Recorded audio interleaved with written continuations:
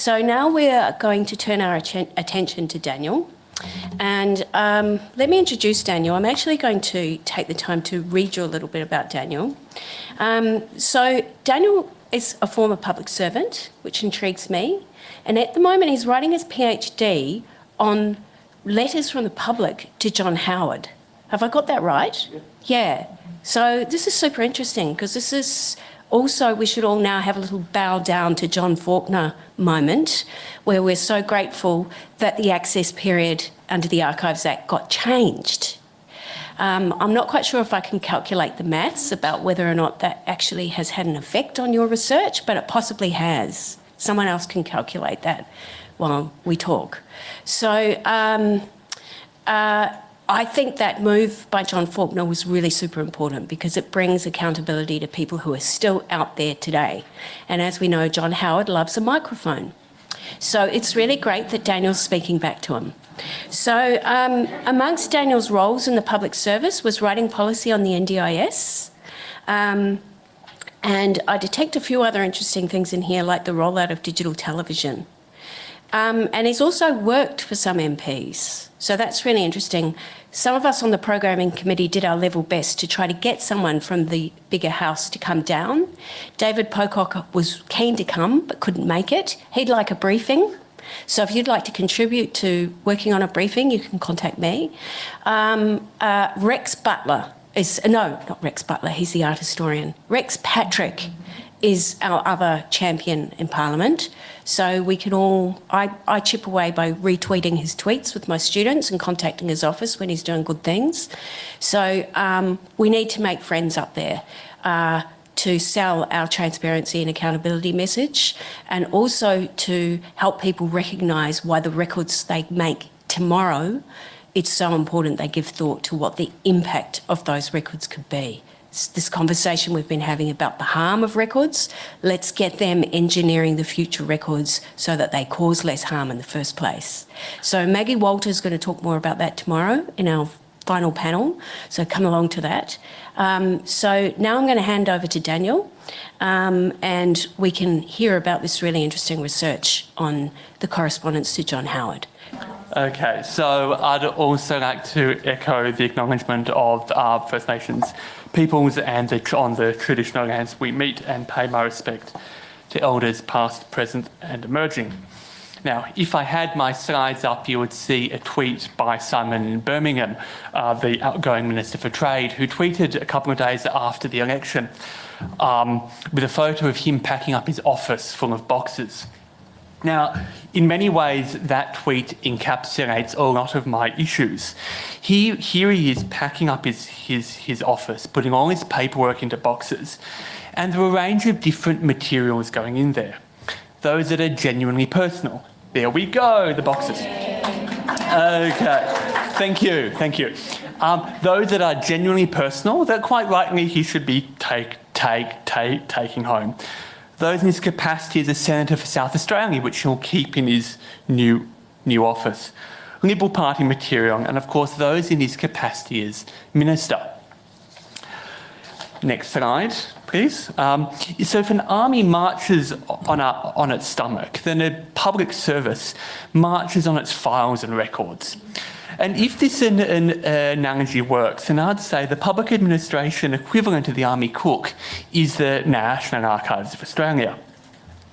The National Archives holds the memory of our nation in order to, quote, to shape our future and help safeguard our democracy.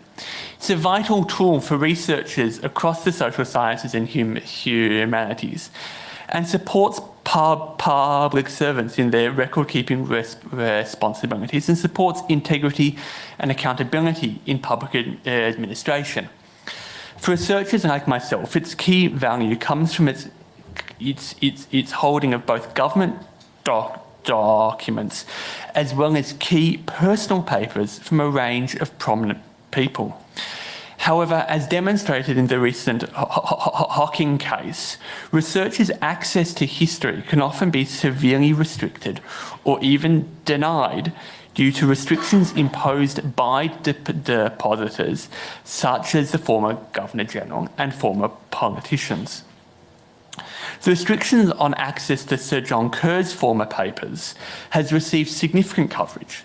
However, there are similar restrictions on a range of other important papers, and my talk explores how the NAA manages the deposits and access to these vital personal papers. Firstly, the paper will explore the issues of how the NAA receives personal papers, because it's only these personal private papers that can actually have restrictions placed on them. Secondly, I'll discuss the type and length of access restrictions that individuals have imposed on their papers. And finally, the paper will consider what this means for researchers and calls for careful reconsideration of the management of former prime ministerial papers and ministerial papers in the wake of the Hocking decision. Next slide, please. There are currently around 4,500 M-series records in the archive's collection. This indicates that these documents were donated to the archives by an individual or an organisation. These documents vary significantly and include items like family photos from Ethel Scrivener, who was the daughter of the director of the Lands and Survey branch when Canberra was first being established. So her photos actually document the initial building of Canberra, but it also documents photos of her family holidays to then Palestine. The donation of personal papers by former PMs and Governors-General is now considered de rigueur, with more than 266 metres of papers donated by former Prime Minister Howard alone already in the open access period. And the National Archives say they now actively seek to acquire non-Commonwealth or personal records of national significance and public interest, which complements the archival resource of the Commonwealth, retain evidence of accountable government, and provide a source for future scholarship. Their priority is to collect the personal papers of former Governors-General and former PMs. Even though the National Archives has been collecting personal papers for decades, it's actually been incredibly controversial. The Senate Standing Committee on Education and the Arts reported in 1978 that, in fact, the National Library did not want the National Archives to be collecting personal papers. The Library complained that the archives would compete with them and other state libraries and university libraries. However, in the end, the Senate committee accepted the benefit of allowing the archives to continue to collect personal papers, and Section 5F of the Archives Act explicitly allows the archives to seek to obtain and to have the care and management of material not in the custody of a Commonwealth institution. Section 6.2 of the Archive Act then allows the archives to agree to specific access conditions, including longer closure periods for personal papers, which have effect notwithstanding anything contained in Division 3 of Part 5, which is the normal former 30, now 20-year access rules. This gives the archives and donors significant leeway in decisions on how personal papers are donated and managed. Next slide, please. One of the main reasons the archives collects these personal papers is to enable former government officials to donate the entirety of their collection without forcing them to split the collection between personal and official. As former Director General of the Archives Robert Neal said, official and private material is inextricably linked, and that is both physically and over time and between people. For example, former Prime Minister John Howard has donated papers across his political career, from his initial entry into Parliament in 1974, his period in the Fraser Ministry, his period in opposition, and his period as PM. Similarly, Hawke initially donated his personal papers from his period at the ACTU. Similarly, the archives hold significant collections of shadow cabinet papers, most interestingly from opposition leader Malcolm Fraser in 1975. And so these papers help paint a much more comprehensive picture of Australian political history than the official record alone. However, as the Hocking case demonstrates, there are records where the distinction between personal and official is murky and unclear. At one end are the family photos of Ethel Scrivener, and there's no doubt that they are personal papers. Similarly, paperwork from a politician's time on the backbench. Unfortunately, neither the Senate Committee in 1978 nor the ALRC considered the definition of personal papers, which means we get into the issues we saw in Hocking. And as Professor Neal noted, the papers of Lord Bruce, for example, are called personal papers, and they include every copy of every cable sent by Bruce and received by Bruce while he was in office in the UK. Every record of every conversation he had with every ambassador, every British official, and the records which he should never have made of debates which took place in the British War Cabinet. There's nothing private or personal about these. They are copies of official records in the and in the Archives Bill sense, these are Commonwealth records. And many other ministers have followed this practice, and they have kept in their offices complete sets of copies of correspondence crossing their desk. Similarly, we know that Mr. Howard's office made copies of everything that went across his desk, and these were set aside as his personal copies. And there's a quote from an interview I did with a former staff member of Mr. Howard where he said, yes, everything that Howard saw was photocopied and kept for Mr. Howard personally. But the mere fact that an official copied a document does not mean it's not still an official document. The copies were usually made for an official purpose by a person in an official capacity using official resources, and the information contained therein remains official and often classified.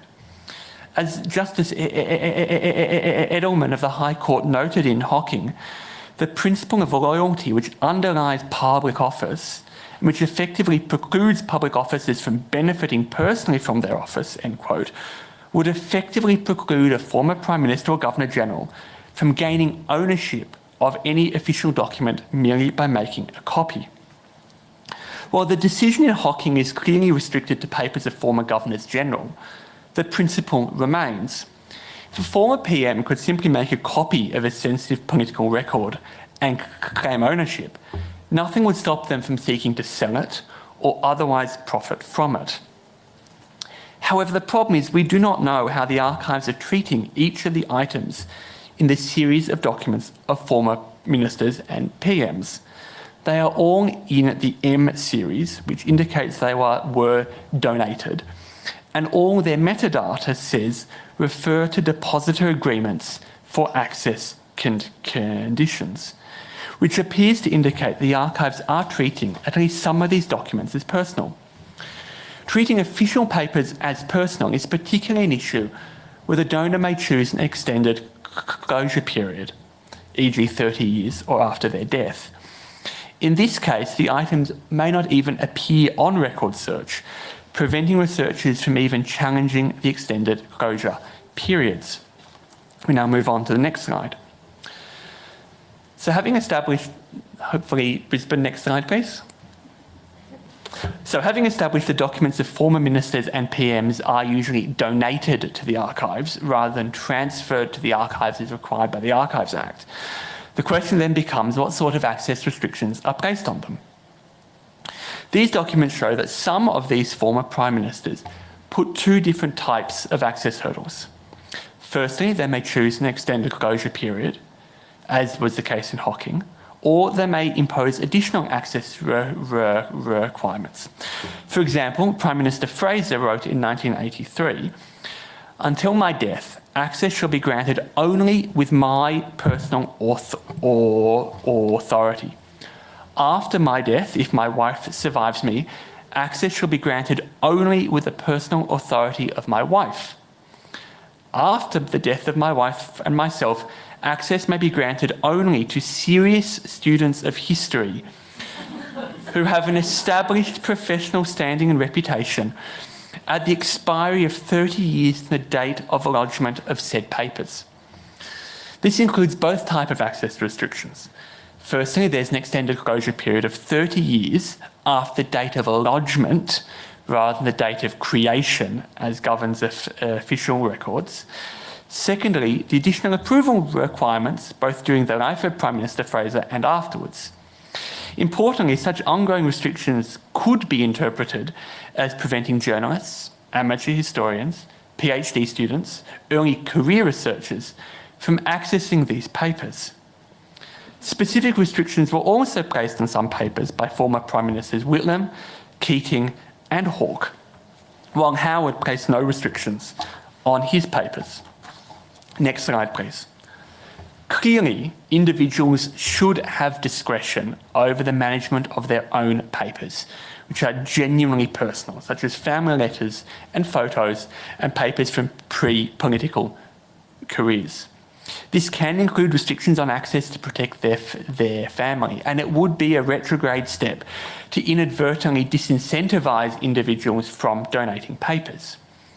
However, there are a range of steps that the archives could take to improve transparency on these matters. The main issue is confirming treatment of papers of former ministers and PMs, where official papers could inadvertently be treated as personal and therefore is potentially subject to longer closure periods or stricter access conditions. The uncertainty around the status of papers of former ministers was considered in 1998 by the Australian Law Reform Commission in their report Australia's Federal Records, a review of the Archives Act. They expressed concern that the present Act does not make specific provision for the records of former ministers. The official records of ministers are a significant element in Commonwealth record keeping, and they should clearly be defined as Commonwealth records. And they went on to specifically recommend that the legislation should provide that any records created or received by ministers in the course of undertaking their ministerial responsibilities are Commonwealth records. Unfortunately, that recommendation has never been implemented. This change, particularly in the wake of Hocking, would help to ensure that these records remain in public custody and for the use of researchers into the future. Secondly, where there are bespoke access restrictions, the archives should include these details in the relevant record search entry so that researchers can understand what barriers there may be to accessing these records. All of these access restrictions should be publicly available and not forcing researchers like myself to FOI the actual access restrictions.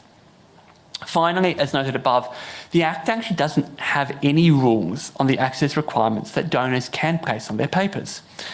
This differs from the National Library, whose Act specifically requires that their collection be managed in the national interest.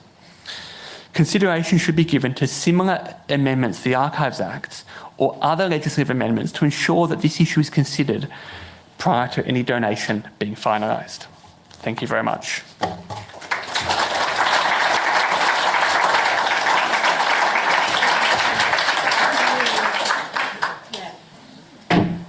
Well, that was really sensational, wasn't it? I took heaps of notes. I think we're all just puzzling over why was that recommendation. I mean, I suppose we know the answer to why that recommendation didn't happen. But is the wheel turning? Hopefully it is. So work hard on your networks. Keep reminding people about accountability and transparency. Keep reminding them that we're the people who wear two hats. We do cultural heritage and we do transparency and accountability. So just keep spreading that word wherever you can, put the pressure on, and hopefully let's see what happens. Questions? So I don't think you'll have trouble recapping on what we've heard. We heard from Angela about our anti-racist archival description options, and we've heard from Daniel about these issues around this official personal records space. So questions from the floor. Anyone got a burning question they've been sitting on for the whole time? Yes, fantastic. So we will then take a question from someone in virtual land. If you just like to say your name, that's really helpful, because some of us will know you, but some of us won't. Hi. Hi, my name's Kate. I work at Public Record Office Victoria. I have a question about the challenge for professional archivists around the idea of changing titles, because my understanding of the importance of transcription was to transcribe records as they were created, regardless of the current use of language or how offensive the language was. One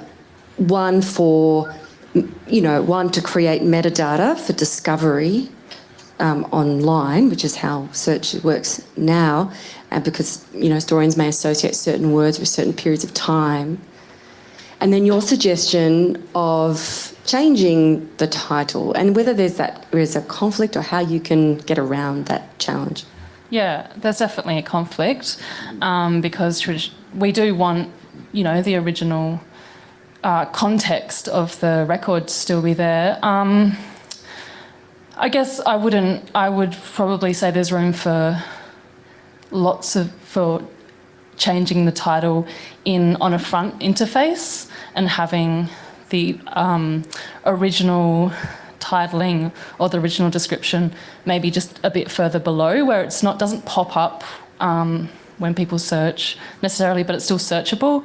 So maybe, that's obviously not all systems are going to allow for that kind of search, but maybe thinking about ways that we can use, like what traditionally, square brackets or things like that, to make it a bit safer for people to search, and just trying to think about getting around those things in those ways. So looking for just like multiple plural kind of descriptions and titling that we can do. Yeah. Thank you. No, as you wish. So do we have a question from the digital? We do.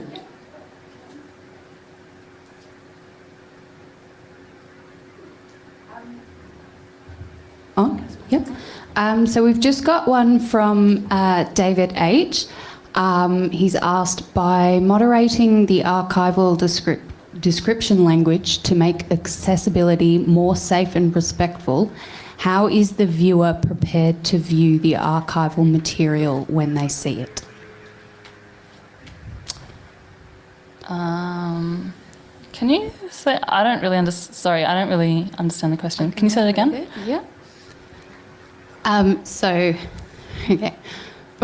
By moderating the archival descriptive language to make accessibility more safe and respectful, how is the viewer prepared to view the archival material when they see it? Okay, so do they get any prep? Do they get to know your process? The viewer, sure, yeah. We're interpreting that to mean you're asking about the process, David. Yeah, okay. Well, I'll just answer it like that anyway. Yeah. But, I guess that's exactly where that accountability and transparency in description comes in. So, talking about who does a description is really important. And, I guess in terms of if there's any preparation for the viewer, I guess that just comes back to accountability for the archivist. I hope that answers the question. Sorry, it's probably, Yeah, I think it does. I think that's, someone else from the floor might want to chime in to clarify that question. Does anyone else on the floor have another question? Yep, fantastic. Here comes Althea. Hi, Tim Roberts from the Australian War Memorial. A question for Daniel about access restrictions to the PM papers. I was just wondering, along as well as all the kinds of restrictions you sort of mentioned in your talk, did you come across any examples of how they may have changed their decision making for personal papers that included that during a time when they were a PM when Australia was at war, like international military operations? John Howard was in a few when he was in PM. I was wondering if that had become a new kind of restriction that came up in your research. In my research, no. because of the type of material that I'm after, which is letters from members of the public to Howard and briefs about the contents of the letters. But as I request access, there are a lot of the times that individual documents are withheld for national security reasons, and based on the title or the time, you can sometimes guess that they are to do with Afghanistan, 9/11, East Timor, but I couldn't comment on that. And have we got another one from the virtual realm? No. Okay. So, folks, it's quite good that we've stunned you with our brilliance, because it's actually afternoon tea. So just checking that no one else is sitting on a burning question, because sometimes it takes a while for these to percolate. Yes, there is. I knew there would be. That's great. G'day, I'm Lewis Hinch from the National Film and Sound Archive. I've got a question for Daniel. Hey. That's great. We're moving So, in terms of, I guess I'm just trying to figure out where Australia sort of sits as whether or not we are more open or more enclosed in terms of transparency. Like, how would we compare? Like, I know in some countries you can telepathically make some of these documents secure. I don't think we're that advanced yet, but are there examples in other countries you think we should follow or ones we should avoid? Broadly, and we're doing some work on this with a colleague in the history department, the US up until the 1960s regarded all presidential records as the personal property of the president, which meant the president could take them with him and do with as he saw fit. The passing of the Presidential Records Act, I can't think of the year, changed that to say that all presidential records belongs to the people. And I think one of the benefits of the extended transition time in America is that you do have the space, the NARA, National Archives and Records Administration, to go into the White House and secure documents before they're shredded and put down the toilet, hypothetically speaking. And I think the very quick transition time in Australia, which has benefits, does mean that you have to pack up quickly, as you saw that photo in boxes, and deal with things after the fact. And the archives often get the material from the former PMs many, many years afterwards. So we don't know what happens in that time. On the other hand, in the UK, there is a lot more of a process. And I think that is in part because there are more public servants in number 10 to enable a smoother record-keeping process. So I think there's some work that could go into looking at the way the UK runs their processes. Thank you. So I just want to conclude by giving our speakers a really hearty thank you. And Julie, thank you very much. Okay, so our afternoon tea awaits.